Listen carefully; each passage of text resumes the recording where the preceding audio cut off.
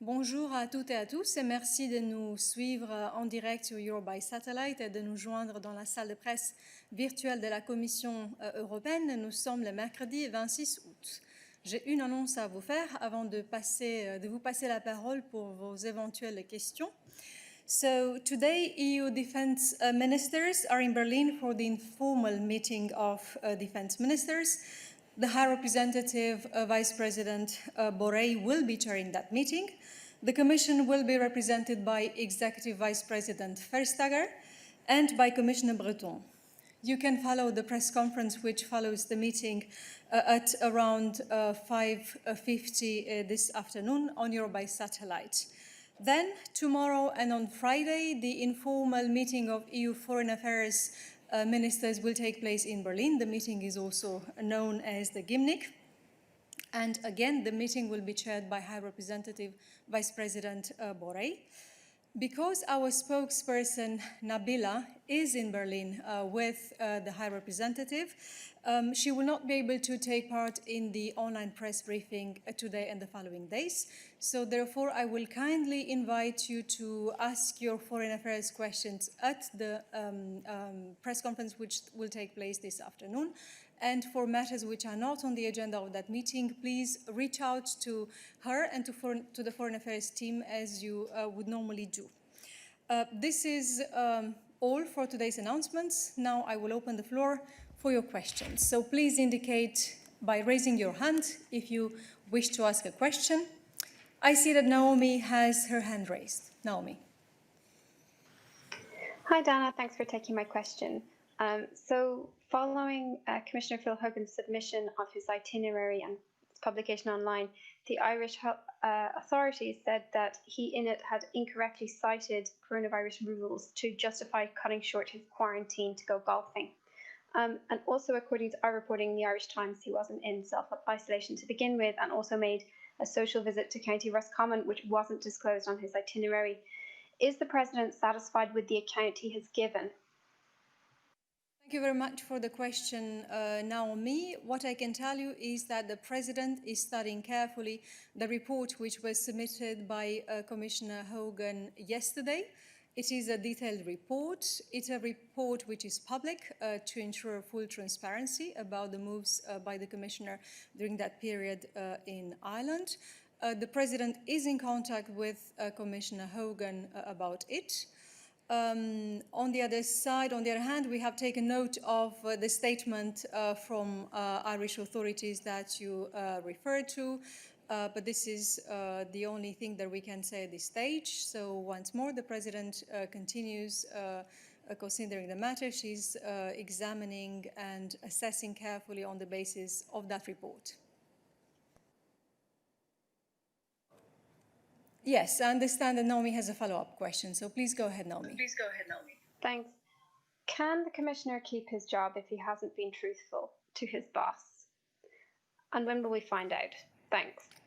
The President is assessing the report, as I said, and she will be ready to complete her assessment when she feels that she has the full picture over this matter. And this is the only comment that I can make at this stage on this. I see that Lily has her hand raised. So, Lily, is it about the same matter, or do we open the floor to other questions? Lily, go ahead.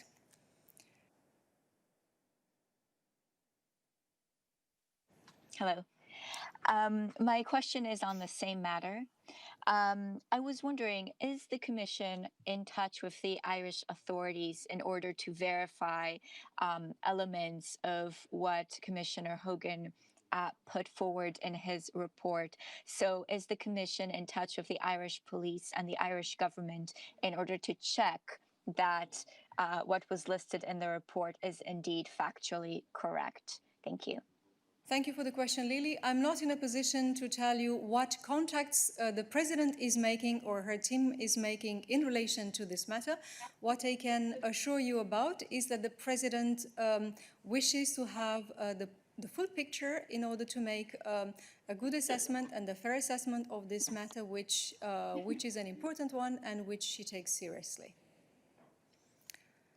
Thank you. I see that now Kevin has his hand raised. So Kevin, go ahead. Hi, good afternoon. The Irish government has lost confidence in Phil Hogan. Now, this could be seen as putting pressure perhaps on the Commission President in her deliberations. Is it appropriate, do you think, for a member state to be making these kind of statements? Thank you, Kevin. I'm not going to make comments on the appropriateness of statements issued by national leaders or by other parties that follow this matter with interest. The President is assessing the matter on the basis of the detailed report submitted by President Hogan that you are all very aware of, because to ensure full transparency, it was put in the public domain. I understand that Alex now has a question. So, Alex, go ahead. Hi, do you hear me? Thank you very much. Okay, I just wanted to follow up a little bit. You say that you can't comment on whether President von der Leyen has been talking to the Irish authorities, but I was just, maybe you could just give us a broader sense of how she will be making a decision. Obviously, technically speaking, she has full authority to do what she would like in the situation vis-a-vis Hogan and his future in the Commission. But I imagine that she would still need to be in contact with others. I'm just wondering if you can, has she been in contact with the Taoiseach in the last few days? Will she talk to people, European Parliament? Will she, how is she making this decision in kind of a, which is a very political one, in a broader sense? Thank you very much. Thank you for your question, Alex. Your sound broke a few times when you asked the question, but I think I got the gist of it. So basically, how is the President making the assessment? As I said, the Commissioner provided a detailed report, which the President is examining carefully. And she, while I'm not going to make a running commentary of contacts that she has or will have in order to complete her assessment, I can tell you that she is committed to making an assessment which is both comprehensive and fair. And as soon as she feels that she has the full picture, she will complete that assessment, and you will have the information and the results that you are asking about. I wonder if there are any other questions about this topic, because our tradition of grouping the questions per topic is maintained. I see that Nick has an interest on this matter. So Nick, go ahead. Thanks, Dana. I was just wondering, is the President worried that this episode, which has been going on for several days now, might damage the Commission's credibility in international trade negotiations? If international partners think that the Commission can't trust Phil Hogan, then why should they? Thank you. Thank you very much, Nick. I haven't said anything to in relation to the question of trust or to the matter of trust that you mentioned in your question. So these are your own words. What I can tell you about is that the President will make a thorough assessment of the situation. At the same time, and on the other hand, work continues at the Commission, and I think we had the opportunity to discuss in this press room about the fact that even work in relation to trade, which is the portfolio of Commissioner Hogan, continues unabated. And last Friday, we had an important announcement to make in relation to trade relations with the United States. So the President is, of course, committed and determined that this matter or any other matter do not distract the Commission from the important work that it has to conduct in relation to addressing the coronavirus pandemic, but also in relation to all of the other important files that the Commission deals with. I believe that Joe has a question now. Joe, go ahead. Thank you, Dana. So you keep referencing the fact that Ursula von der Leyen, the President, is still yet to make her decision. But at this point in time, does she have the same level of trust in Phil Hogan as she did when she first asked him to be the European Commissioner's Trade Commissioner? Thank you. Thank you for the question, Joe, which refers back to the sense of the questions that your predecessors asked and which I tried to answer. So the matter is that the President is in the course of making her assessment. And before making her assessment, it is impossible, and I'm not going to enter into any discussion referring trust, confidence, or anything else. So this is where we stand now. We are less than 24 hours following the submission of that detailed report by Commissioner Hogan. It is important to have a complete and fair assessment of that report, and this is the stage where we are in the process. Now, I have nothing else to announce in relation to how the President feels about this matter before she completes her assessment, and you will know that in due time after she has done so. But good try.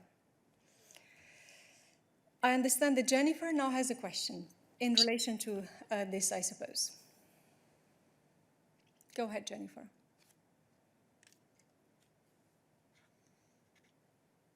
Jennifer, can you hear us? I understand that you are yet to press the speak button, without which we can... Oh, no, I had pressed the speak. Okay, maybe I muted myself, so apologies. On the process, I understand you've already been asked about when the Commission President might reach her conclusions, but can you shed any more light on whether this could be days, whether this could be weeks, because potentially this affair is quite distracting for the Commission and is already causing a lot of questions about the Commissioner, and it would be helpful to know if you could set out how quickly there might be a conclusion one way or the other. Thank you. Thank you for the question, Jennifer. Indeed, it is impossible for me to say at what precise point in time the President will complete her assessment. As I said, it was less than 24 hours ago that she received that report from Commissioner Hogan, and she is looking at it carefully. And it is important for her that she has the full picture before announcing her conclusion and completing her assessment. And believe me, you will know it not a second after she has completed her assessment. We are ready and committed to communicate that to you speedily. I understand that David has a question on the same matter. Welcome back, David. Thank you, Dana, and thank you for the floor. Just a quick question. Has the Commissioner Hogan respected the Belgian authorities' recommendation to quarantine and test after his return to Brussels on the 21 of August? Thank you. Thank you very much for the question, David. I believe that you can have more detailed information after we get in touch for details with Commissioner Hogan himself.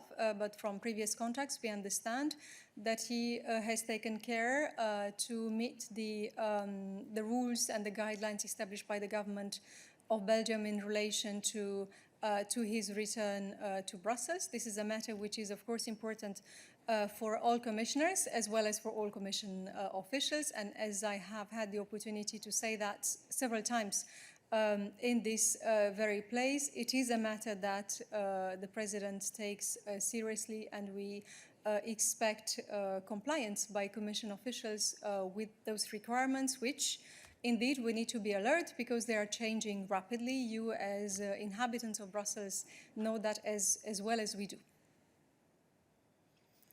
I understand that now Jacob has a question. So Jacob, please go ahead.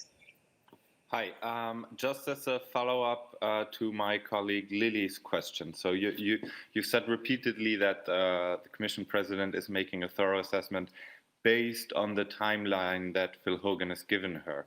Is that the only source of information on his whereabouts that she has, or does she have access to any other sources to check that the timeline that he has given her is actually correct?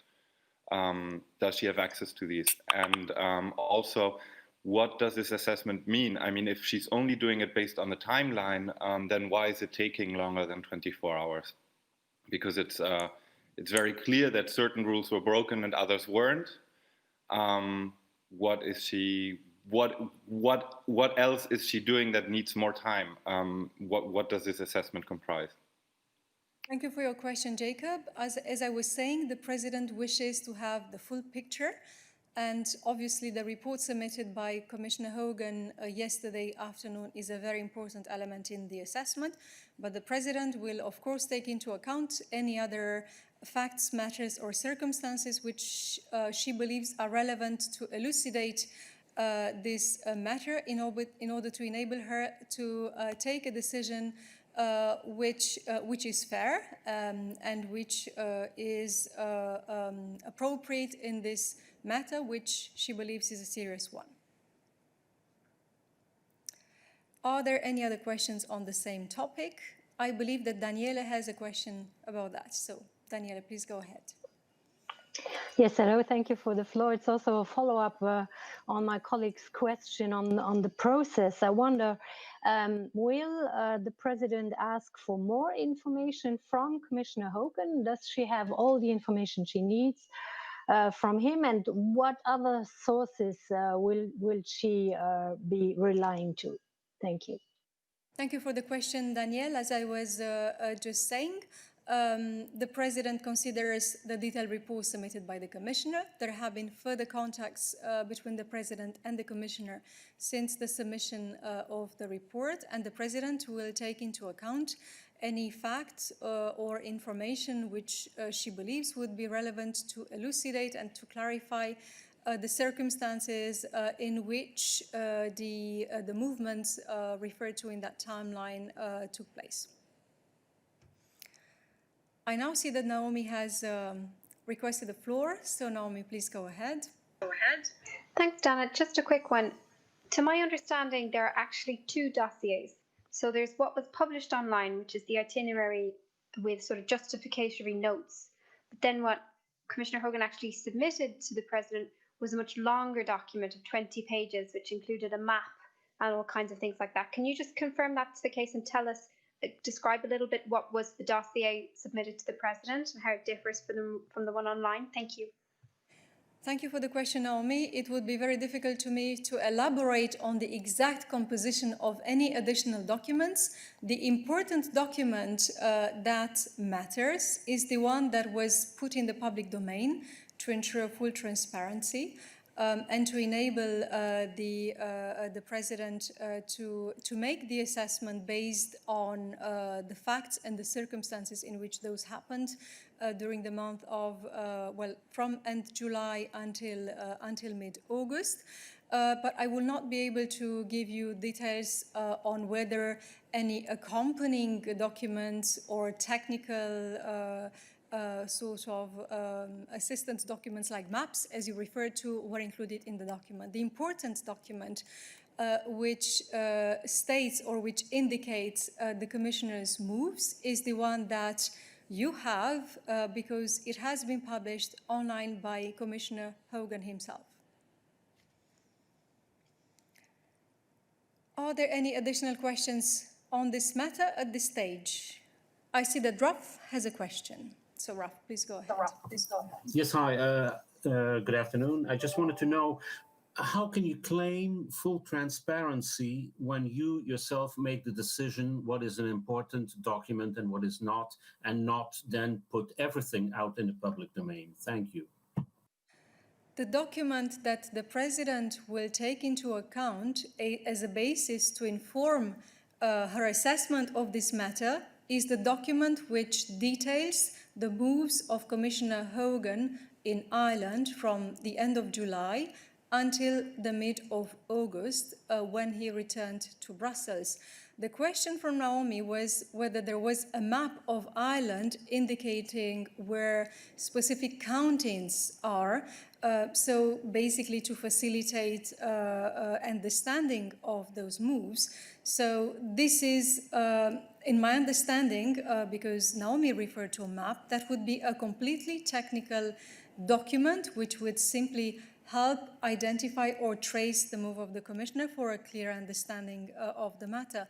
If such a map was attached to that file, I would be more than happy that that map is published online by Commissioner Hogan next to the document which details the moves. But what I was saying is that the document which informs the President's assessment of the situation will be the report that you have seen online.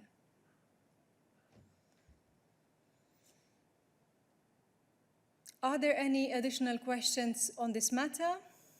I do not see any other hand raised.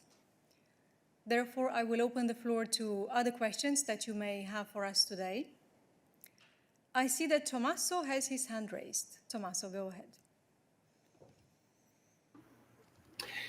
Yes, good afternoon. Many thanks for taking my question. It's a question about slaughterhouses, because in Italy we've had a relevant outbreak in the north of Italy, in Veneto, in a meat processing plant, Vazzo, which is in province Treviso. This is not the first case in which slaughterhouses become the seat of outbreaks of COVID-19. And Peter Liese, who's the spokesperson for health of the EPP in the European Parliament, advocated for a European initiative to make slaughterhouses safer, because the basic problem seems to be the air circulation system, because they have no filters, and with cold temperatures they provide the ideal habitat for the virus to spread. In short, I would like to know if the Commission is going to address this issue in some way, to propose a directive or something like that to address this issue, because they are becoming increasingly a public health problem. Thank you. Thank you for your question, Tommaso. This would be a question which would go to Tim normally in his capacity as replacing Vivian this week. After a quick eye contact, I understand that Tim will look into this matter and he will get back to you very briefly, very shortly, with a response to this matter. Dana, perhaps, if I may? Go ahead, Marta. Yes, thank you, Dana, because indeed, exactly, perhaps I can give a little bit of elements regarding the social aspect indeed when it comes to the employment conditions, because obviously the slaughterhouses are a place of employment as well as a public spaces in that sense, which would fall under the health, let's say, elements. So perhaps what I can say when it comes to the issue of ventilators that Tommaso just mentioned is, and more generally, is that what the EU has in place is a regulatory framework, EU health and safety framework, which defines certain working conditions in various workplaces. And as part of the response to the COVID pandemic, the European Agency for Safety and Health at Work, in close coordination with the Commission, has issued guidance for employers to help manage risks related to COVID in the workplace. And this guidance makes specific references to the importance of good ventilation, for example, in workplaces, in order to minimize exposure to COVID-19 at work. What I can also say is that the Commission and the agency has also worked closely together to prepare EU guidance for employers on coming back to work after COVID-19 lockdown. This guidance was published on 24th of April and is a living document, which is regularly being updated to quickly respond to changing situations. So when managing risk, priority should be given to combating risk at the source, and ventilation should be one of the elements to be considered in conjunction with other matters. I can, of course, give you more elements on following this online briefing. What I can also say is that the Commission has issued guidelines which are also related to seasonal workers in the context of the coronavirus pandemic, since we know that a lot of the people employed in slaughterhouses are seasonal workers. So again, I would invite you to consult that document. I'll be happy to take follow-up questions as well after the online briefing. Thank you. Thank you very much for these clarifications, Martha, which are very useful. I now see that Jacob has a different question. I wonder if it is a question for Martha. or if it is a question which opens the floor to other questions. So I would naturally try to ask if there are additional questions for Marta, since she has the floor. So please raise your hand if you have questions for Marta, or if it's a matter related to another topic, we can take it if there are no further questions for Marta at this stage. So Jacob, your hand is still raised, so I understand that it's not anymore. So it means it's not a question for Marta, but I see that David has his hand raised. So please go ahead, David. I also understand, David, that you have no microphone at this stage and you are not connected, so we cannot hear you. Let's give it a try. Let's see if we can hear you. No, it doesn't seem to be the case. In this case, and until you sort out your sound problem, I will give the floor to Jacob. Hi, and this is not a question for Marta. It's actually a question on the trade portfolio. So sorry for not having done it with the group questions, but it's not directly only relating to Hogan. The debate in Ireland is centering now on whether if Phil Hogan resigned, Ireland would still retain the trade portfolio. Can you say anything on that? If the commissioner resigned, can you exclude a reshuffle where maybe the portfolios would also be reassigned to other countries or to commissioners from other countries, or would it be just one replacement? And also, is as part of President von der Leyen's assessment that you mentioned, she's doing very thoroughly, and she'll give us the results of that as soon as she has decided. What are actually the consequences that she could take as part of the assessment? Thank you very much for this question, Jacob, which brings us back to the same story, but indeed from a different perspective. What I can tell you at this stage is that it is premature to talk about a change in the composition of the college. We are not at that stage, and we are not talking about this today. As regards the composition of the college, it is, as you know, the prerogative of the president to establish on the distribution of portfolios and on the organization of the work of the college based on the competences of the members of the college. But again, this is on a purely factual matter, because in the matter that we are discussing, it is premature to talk about a conclusion to the assessment that President von der Leyen is conducting and about any other additional steps. I understand that David now will try again to get connected and to ask his question. So let's try, let's see. David, are you connected? I understand that you still have no microphone, unfortunately, so you can keep on trying, and we can try to get back to you later. And I will now invite you to ask any additional questions if you have for us today on any other matters. Yes, I believe that Ekrem has an interest in asking a question. So Ekrem, let's give it a try.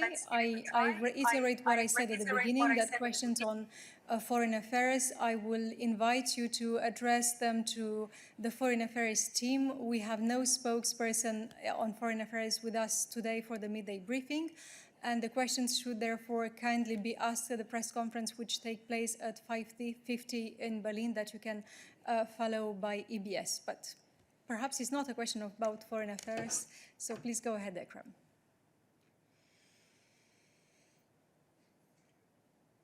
Ekrem, are you still on the line?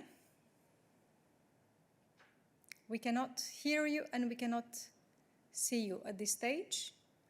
Let's try again. Perhaps you can connect. That doesn't seem to be the case. I'm looking at the team who's supporting us technically. We don't have you on the line, Ekrem. So I suggest that we try to get back to you later once you will be in the position to connect. And in the meantime, I will give the floor to Hans-Uwe. Hans-Uwe, are you there? Can you hear us? Are you on the line? I have to push the button speak. Sorry. Hello. Thank you for taking my question. In fact, I have two questions. It was said that on the 14th of September there should be a video summit, China EU represented by the president and also by Charles Michel. Is there already a scheme of an agenda looming, or what are the objectives of that video conference? And my second question is concerning competition, and I'm interested in the merger of Fincantieri with the French Chantier de l'Atlantique. This is under scrutiny of the Commission. Is there any result? When is a result to be expected? Thank you very much.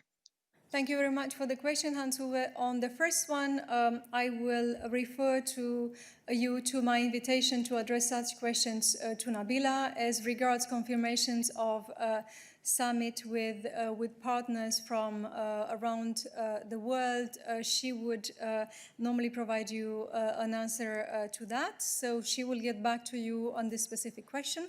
Regarding the second question, I will invite Ariana, who should be connected, to provide you an answer in relation to the merger that you referred to. Ariana, are you there? Yes, hi. Hi, Dana. Hi. I hope you can see me and hear me. So, Fincantieri, we are in a stop the clock phase. So on the 13th of March, we have stopped the clock in our in-depth investigation into the acquisition of Chantier de l'Atlantique by Fincantieri. Let me remind you that the stop the clock procedure in merger investigations is activated when the parties fail to provide in a timely fashion an important piece of information that the Commission has requested from them. This is indeed the case in this situation. Once this missing information is submitted by the parties, then the clock will restart, and the deadline for the Commission to take a decision will be adjusted accordingly. Therefore, right now, I am not in a position to tell you when the decision will be adopted. Thank you, Ariana. I will now invite the colleagues to address additional questions to Ariana, if they have any, on competition matters. So please keep your hand raised if you have questions for Ariana on competition. This doesn't seem to be the case, except if Ekrem has a question for Ariana, because he still has his hand raised. So let's try again. I will give you the floor, Ekrem. Please go ahead.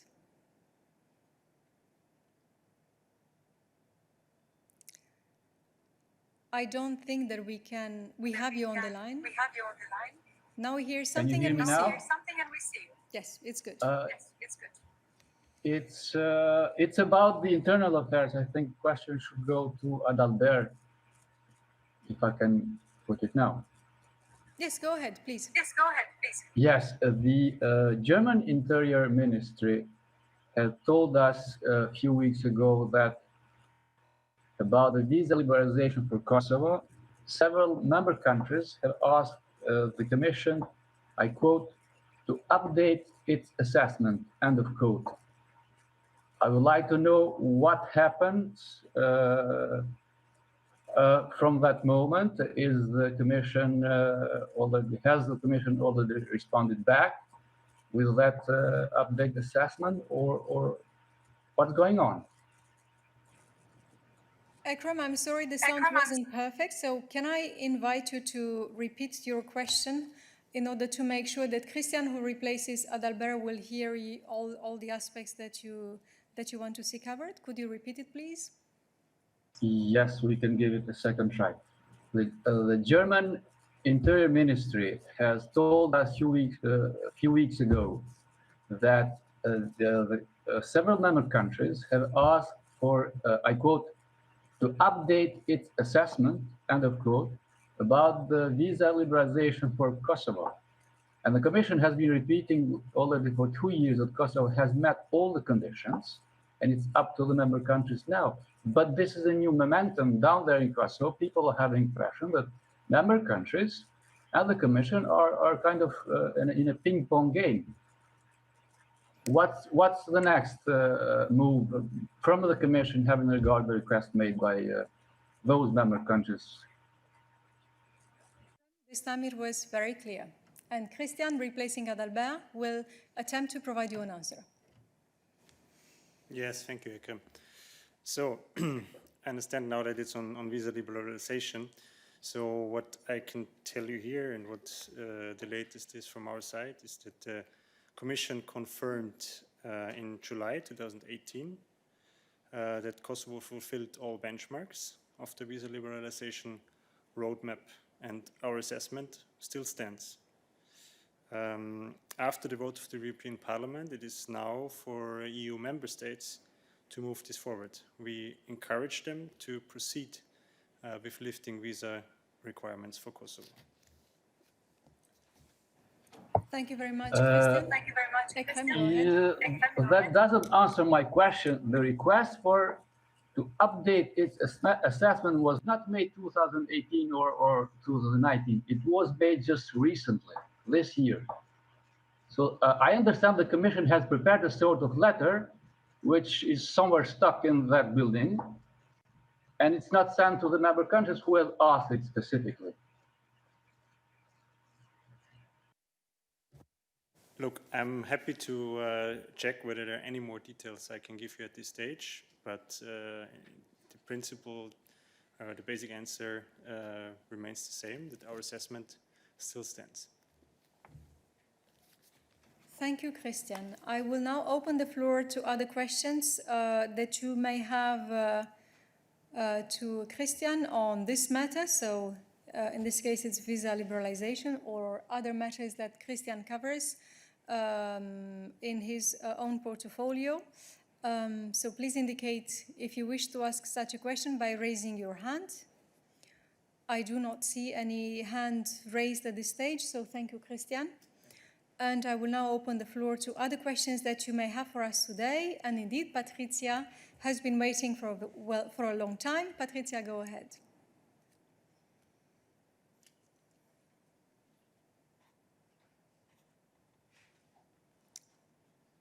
Patricia, I hope that you can connect, and for that you will need to press the speak button. Can you hear me? Yes. Can you hear me now? We can hear you now. Okay, thank you very much, Dana, and good afternoon to everybody.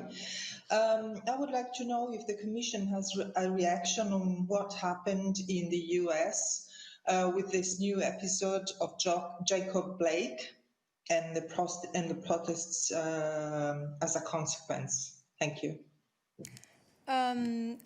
We do not have any reaction to give at this stage, but Christian will be very happy because he's following this matter to come back to you this afternoon following several consultations that he is going to conduct. Thank you. Pleasure. Are there any additional questions for us today on any other matter, since we now opened the floor beyond the matters that Christian covers? Yes, I see that there is in the chat a question which David tried to ask on trade-related issues. It is about Mercosur, and I will read it out as he put it on our chat. So the question is, when will the legal scrubbing of the EU-Mercosur deal be concluded? And for this, I will give the floor to Balázs, who this week takes trade-related questions to attempt to answer it. As you know, the legal scrubbing is underway, and I wonder if Balázs can give you today an update on when we expect it to be completed. Balázs. Yes, a short update on this particular issue. So as for the state of play as regards the potential ratification of the agreement, I guess this is the main part of the question. So the legal revision process is continuing according to plan. It will be followed by the translation of the agreement in all EU languages before the Commission will be in the position to present a proposal to the Council and the European Parliament. Thank you very much. I see that David also asked a follow-up question on the same matter, which I'm going to read out for you because he has problems to connect. David would also want to know whether it has been determined whether or not the EU-Mercosur deal or trade aspects require ratification by all member states or if it requires a qualified majority. Balázs? Yes, this is a kind of detail that I will have to check in the afternoon and come back to you, David. And that will be done briefly shortly after this midday briefing. Are there any additional questions for Balázs as he is on stage at this point? I do not see such questions at this stage for Balázs. So thank you very much, Balázs. Are there any additional questions for us today on any other matters? If so, please indicate it by raising your hand in the system. I do not see any such questions, but if you have any, please don't hesitate to get back to us in the afternoon. We are here for you. At this stage, bon appétit, thank you very much, and see you tomorrow.